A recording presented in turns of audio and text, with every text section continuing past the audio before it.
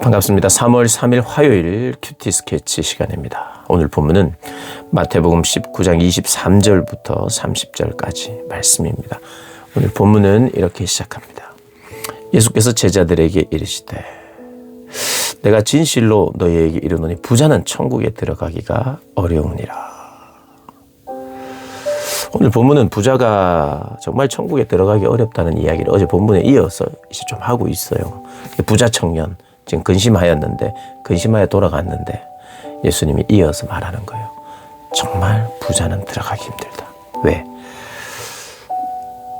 정직이적인 의식이 이렇게 결여되어 있는 거예요. 정직이는요, 진짜 정직이는 내가 100만 원을 관리하든지 1000만 원을 관리하든지 1억 원을 관리하든지 이게 내게 아니란 걸 확실히 알고 있어요. 그래서 1000만 원이든 1억이든 뭐 1000억이든 그게 내게 아니고 나는 관리하는 사람이면 그것 때문에 너무 기쁘지 않아요. 내가 1000억이나 관리한다. 이것 때문에 그렇게 기뻐하지 않아요. 나는 100만 원을 관리한다. 이것 때문에 또 사람이 그렇게 위축되지 않아요. 그냥 맡았을 뿐이에요. 근데 그 맡은 게 많고 맡은 것이 많은데 맡은 것을 너무 많이 누리고 있으면 이것은 내 것으로 착각하죠. 1000억이 내 것이라고 생각하면서 살아가는 한 그 사람이 청지기가 되기는 힘들죠. 내 것이 아니라고 고백하기가 힘들어요. 많으면 많을수록. 그래서 그것을 누리기 시작하고 그것을 당연시 여기기 시작할 때 하나님 앞에 이것을 나누고 다 팔아서 가난한 자에게 나눠줄 수가 없어요. 왜냐하면 내 것이라고 생각하니까. 가난한 자에게 다 팔아라. 너는 청지기 아니냐. 네가 가진 모든 건 내가 준 건데 네가 관리하는 자인데 다 팔래? 했을 때 예? 대답은 제대로 못해요. 정말 예수님의 말씀이 맞거든요. 내가 너한테 맡긴 건 아니냐. 그걸 아니요 이렇게는 못해요. 아니요 말하지 못해요. 맞아요. 그러니까 아무 대답을 못하는 거예요. 다 팔아서 나누어주라 할 때 정말요? 이런 마음. 나 그거예요? 이렇게. 정리는 안 돼 있지만 예수님의 말이 맞는 거예요. 나는 청지기인데 내가 주인 노릇하니까. 청지기였는데 청지기로 살면 걱정을 안 하는데 청지기가 아니라 내가 주인이 되려고 하니까 걱정이 되는 거예요. 걱정이. 아니 내 돈 찾아와 이랬는데 걱정을 해요. 내 돈 1000억을 빼와 1억을 빼와 100만 원을 빼와 했을 때 청지기면 다 빼와야죠. 근데 청지기가 아닌 거예요. 그래서 주인을 등지고 싶고 주인의 소식을 주인의 연락을 안 듣고 싶어요. 우리 자꾸 찾아오니까 주인을 죽이는 거예요. 주인의 이야기를 안 듣고 주인이 보낸 대리자도 안 믿고 주인이 보낸 선지자를 핍박하고 결국 주인의 아들이 왔는데도 외면하고 오히려 죽이면 이 재물이 주인의 것이 아니라 내 것이 된다고 생각하는 그런 삶의 자리에 있으니까 천국에 들어가기 쉽겠습니까? 어렵겠습니까? 어려워요. 그래서 다시 너희에게 말하노니 낙타가 바늘귀에 들어가는 것이 부자가 하나님의 나라에 들어가는 것보다 쉬우니라. 그래서 부자가 어려운 거예요. 50 50원을 맡겼고 100원을 맡겼다. 그래서 그게 나의 청직이에요. 그래서 주님께서 50원 가져와 그러면 참 50원 네 알겠습니다. 80원 가져와 하면 네 쉽게 주는데 나는 청직입니다고 고백하니까. 그런데 1000억 2000억 가지고 있으면 그것이 욕심이 생기고 착각을 하고 내 것이라고 생각하고 내 것으로 만들고 싶어 하니 청직이기를 싫어하는 거죠. 그게 어렵다는 거예요. 청직이라도 100원, 200원 관리하고 있는 사람하고 1000억, 2000억 관리하고 있는 사람. 그러니까 이 부자가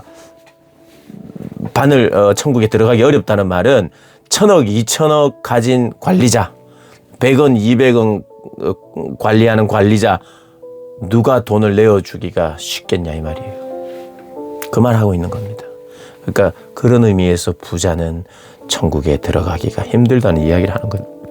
그래서 제자들이 놀라는 거예요. 이 예수님의 말씀을 듣고 나니까 이들은 이렇게 생각했거든요. 재물이 많은 이 사람들은 하나님의 축복을 받은 자라고 생각했어요. 하나님께 복을 받은 자의 표상이라고 생각했어요. 하나님의 복을 받은 사람들, 하나님 인정하는 사람들, 재물이 많은 사람이라고 생각했거든요. 근데 예수님이 그 사람일수록 청직이라고 흉내는 내지만 그렇게 살지 않기 때문에 힘들 거다, 이렇게 이야기를 하자 제자들이 이야기합니다. 베드로가 우리는 버리고 떠났는데 과연 우리는 무엇을 얻겠습니까? 하자. 하나님, 이 질문도요, 아직 베드로가 제대로 정신을 차리지 못한 상태예요. 우리는 버린다고 버렸고 주님을 따랐잖아요. 우리 주님이 인정해 줍니다. 그래, 네가 버린 거 그거 결코 헛되지 않다. 이렇게 실제로 맞죠. 헛되지 않다. 하나님의 보상이 있다. 근데 그 보상이 뭐냐? 28절에 예수께서 이르시되 내가 진실로 너희에게 이르노니 세상이 새롭게 되어 인자가 자기 영광의 보좌에 앉을 때에 나를 따르는 너희도 12보좌에 앉아 이스라엘 12지파를 심판하리라. 나와 함께 통치하리라는 거예요. 다스리라는 거예요. 나의 마음과 나의 왕권으로 가진 기준을 함께 공유하겠다는 거예요. 그리고 또 내 이름을 위하여 집이나 형제나 자매나 부모나 자식이나 전토를 벌인 자마다 여러 배를 받고 또 영생을 상속하리라. 영생을 상속한다는 거예요. 땅을 100평을 팔면 100평을 헌신하면 200평 300평 주겠다는 뜻이 아니라, 물론 그렇게도 줄 수 있지만 그런 방식으로가 아니라 질적으로 너무나도 풍성한 영생과 하나님과 깊은 관계를 허락하시겠다는 거예요. 우리가 형제나 자매나 부모를 전토를 벌이면 여러 배를 받는다는 게, 형제가 2명이었는데 4명이 되거나 부모도 2명이었는데 4명이 되거나 이런 걸 말하는 게 아니겠죠. 땅도 마찬가지예요. 지금 땅은 여러 배 이게 말이 되는 것 같아요. 그런데 형제나 자매나 부모나 자식도 여러 배가 된다는 건 이건 좀 말이 안 되잖아요. 그러니까 이게 무슨 말이냐면 질적으로 너무나도 풍성한 보상을 뛰어넘는 그런 은혜가 우리에게 이미 주어졌고 앞으로도 주어질 것이라고 말씀하고 있는 거예요. 한번 팔면 2-3배 내가 얻는다는 그런 투자가 아니라, 부동산 투자하는 게 아니고, 이걸 부동산 투자해서 복 받는 걸로 이것을 해석하면 큰일 납니다. 그러나 먼저 된 자로서 나중되고 나중된 자로서 먼저 될 자가 많다, 이렇게 이야기합니다. 그럼에도 불구하고 교만해서는 안 된다. 내가 먼저 하나님을 따랐노라, 내가 뭔가를 했노라 생각해도 그것이 또 자꾸 나의 지분이 되면 오히려 늦게 출발한 사람이 더 귀할 수 있다, 이런 이야기를 하는 거예요. 내가 먼저 시작했다고 해서 나는 팔고 갔잖아요. 나는 오랫동안 일했잖아요. 예수님 일 시작하실 때부터 저는 먼저 같이 따랐잖아요. 이런 게 하나의 조건이 되거나 하나님 나라에 빨리 가는 것이 된다는 보장이 없어. 오히려 그런 것이, 그로 말미암아 그것이 나의 의가 되고 그런다면 오히려 먼저 간 자가 나중된다는 이야기를 하는 겁니다. 먼저 된 자가 나중되는 그런 비참함이 있지 않도록. 그러나 이 말에는 이런 의미도 있어요. 먼저 되든 나중되든 하나님 은혜는 똑같다. 먼저 된 자가 있느냐, 나중되었다고 해서 그걸 시기하거나 질투하거나 주인께 이 뭡니까 나는, 나에게는 왜 내가 먼저 왔는데 저하고 비슷합니까? 이렇게 말할 수 없다는 거예요. 거저받았으니까.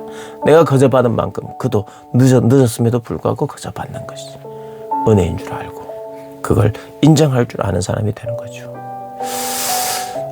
그러한 청지기적인 삶을 살고 부자가 얼마나 천국에 들어가기 힘든가에 대한 이유가 무엇인지를 잘 분별해서 경건하게 또 그리고 믿음으로 살아가는 우리 모든 성도님들 되시기를 주님의 이름으로 축복합니다.